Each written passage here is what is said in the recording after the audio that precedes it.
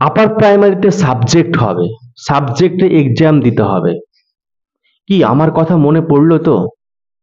বিগত 7 থেকে 8টা মাস চিৎকার করে একই কথাটা বারবার বলা, আপার প্রাইমারিতে সাবজেক্ট হবে। এখনো ভিডিও পড়ে আছে, দেখে নেবে, আমি লিঙ্ক দিচ্ছি না, প্লে লিস্টে গিয়ে চেক করে নেবে যে আপার প্রাইমারিতে সাবজেক্ট হবে। এবং এরকম আমরা আশা করিনি যে আপার প্রাইমারিতে 25 মার্কের সাবজেক্ট হবে, 25 মার্কস।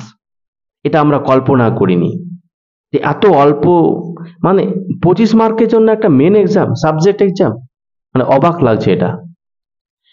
তো সিস্টেমটা কি, যে তাহলে পরিষ্কার বোঝা গেল যে সাবজেক্ট হচ্ছে আপার প্রাইমারিতে। প্রথমে 150 মার্কের নেওয়া হবে আপার প্রাইমারি এক্সাম, সে আগের সিলেবাসের ওপর ভিত্তি করে।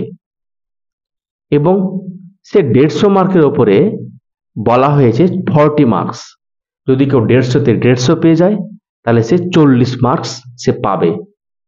মানে প্রাইমারিতে যেমন 150 পেয়ে গেলে 5 পাবে একাডেমিক স্কোর, মানে টেট স্কোর, সেরকম আপার প্রাইমারিতে যদি কেউ 150 পেয়ে যায় তাহলে কি সে কিন্তু অতিরিক্ত কয়না মার্কস পাবে? 40 মার্কস পাবে। অর্থাৎ টেটের উপরে 40 মার্কস। প্রাইমারিতে যেমন 5 মার্কস, আপার প্রাইমারিতে সেরকম 40 মার্কস।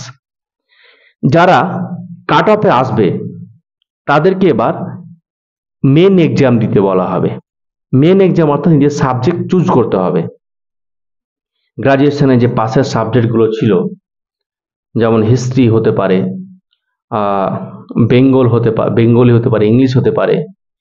কেন বলছি? কারণ গ্রাজুয়েশনে পাশের সাবজেক্ট বেশিরভাগ পলিটিক্যাল সায়েন্স থাকে, এডুকেশন থাকে, কিন্তু সেগুলো তো 8 পর্যন্ত নেই, তাই আমি কথাটা বললাম। তো সেগুলো উপরে 25 মার্কসের একটা সাবজেক্ট এক্সাম দিতে হবে। সে সাবজেক্ট এক্সামের সিলেবাসটা কি? সিলেবাস এখনো দেয়নি। সাবজেক্ট যে এক্সামটা হবে আপার প্রাইমারি লেভেলের, তার সিলেবাস কি হবে, কোন সাবজেক্টে কি সিলেবাস হবে, সেটা কিন্তু এখনো দেয়নি। এটা দেবে কিন্তু পরে, এখন দেবে না। ঠিক আছে? তাহলে আপার প্রাইমারিতে 25 মার্কের সাবজেক্ট হবে।